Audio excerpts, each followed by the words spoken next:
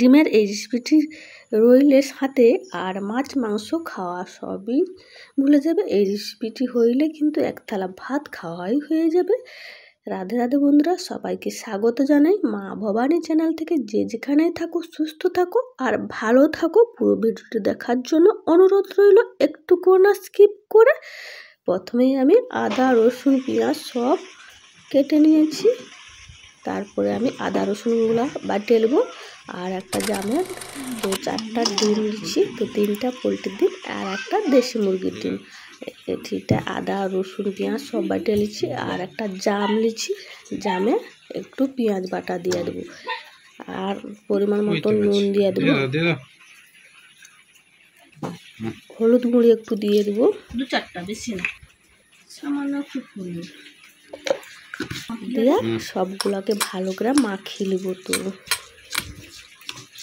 নুনটাও mixed খাওয়াবে আর তোমার হলুদ গুঁড়াটাকেও মিক্সড করে দেবে। এবার মাখা হয়েছে, এবার একটা ডিম ফাটিয়ে দিয়ে দেবো। ওই পেঁয়াজ বাটা মাখানো হয়েছে যে ওইখানে আমি 4টা ডিম ফাটিয়ে দিয়ে দেবো একে একে। তো ফাটা ডিমের এই রেসিপিটি থাকলে আর কোনো কিছু লাগবে না, ওটা দিয়েই ভাত খাওয়া হয়ে যাবে। তো ডিম ফাটা হয়েছে আর লঙ্কা কুচানো ছিল, লঙ্কা কুচানো গোটা করে দিলাম, বেশি দিলাম না, বাচ্চার মুখে পড়বে। আর তোমরা চাইলে নাও দিতে পারো লঙ্কা কাটাটা দিলে ভালো লাগবে। মাখানো হয়েছে, এবার কড়া বসিয়ে দিচ্ছি। কড়ার মধ্যে একটু তেল দিয়ে দিচ্ছি, তেলটা ভালো করে গরম হয়েছে। ডিম যে মাছি রাখছি ওইগুলোকে একটু একটু করে দেবো। আর এই সময় উনানে জানাটা খুবই কম হয়ে যায়, বড় করার জন্য কানা হয়েছে। এবার ভাজ করে দিব ডিমটাকে, এদিকে উল্টে আস্তে আস্তে করে ভাজ করে নিয়ে আমি মাছে বরাবর কেটে দিই। এটা হয়েছে, এবার এটাকে নিয়ে আবার একবার দিয়ে দিই, আবারও একবার দিয়া একটু বড় করার পরে আবার ভাজ করে মাছ বরাবর কেটে দিই। তো এরকম রান্না করলে একটা ডিমকেও 2 খাদি করা যাবে। আর যদি বেশি খেতে চাও কিন্তু আমি 4টা ডিমে 3বার দিব, 6 পিস করবো। এটাও কথা বলতে বলতে হয়ে গেল। আর একটু মানে ডিমটা ভাজার সময় ডিমটা ডিম কিন্তু বেশি দিলে ডিমটা বেশি ঘুরানো যাবে না।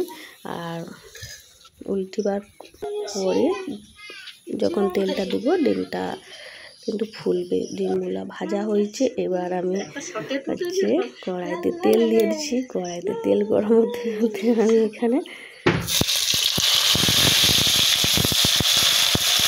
তারপরে পেঁয়াজ বাটাটা দিয়ে দিলি কড়াইতে। আর পেঁয়াজ বাটা দেওয়ার পরে একটু পরিমাণ মতো নুন দিয়ে দিই মশলাটার মাপে। পেঁয়াজ বাটা ভাজা হয়েছে, এবার রসুন বাটা দিয়ে দিই। রসুন বাটাটাকে একটু ভালো করে ভাজতে হবে।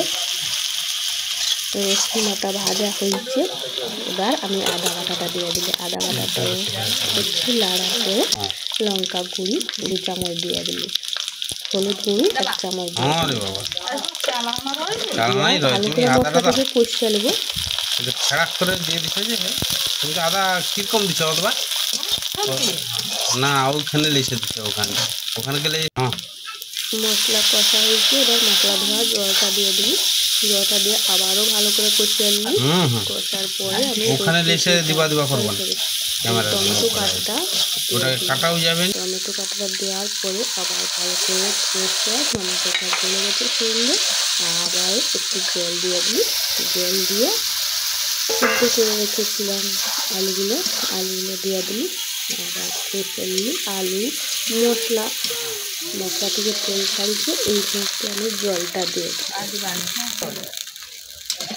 আমি জল এটি 2 বাটি আর একটু দিচ্ছি। তোমরা চাইলে বেশি দিতে পারো, জলের পরিমাণটা যেমন পারবে তেমনই দিবে।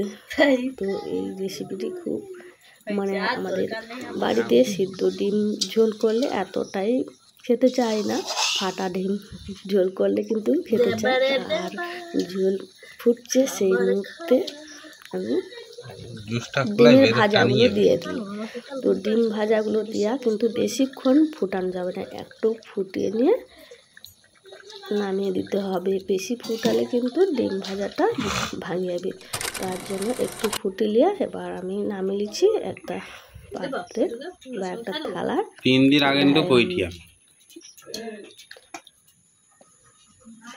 ডিমের এই রেসিপিটি তোমাদের কেমন লাগলো অবশ্যই কমেন্ট করবে, আর ভালো লাগলে লাইক আর বেশি বেশি করে শেয়ার করো। তোমরা আমার পাশে যেমন আছো তেমনই থাকো। ডিমের এই রেসিপিটি রান্না করব, অবশ্যই ভালো লাগবে। ডিম সিদ্ধ ঝোল না করে এইভাবে ফাটা ডিম ঝোল করে রান্না করবে, অবশ্যই সবাই বাচ্চা থেকে বুড়ো সবাই চেটে পুটে খাবে। আর আমি তরকারি হওয়ার পরে এবার ভাত বাড়িয়ে নিচ্ছি, আর ভাত বাড়ার পরে আমি এবার ঝোলটাকেও দিয়ে দিলি থালাতে।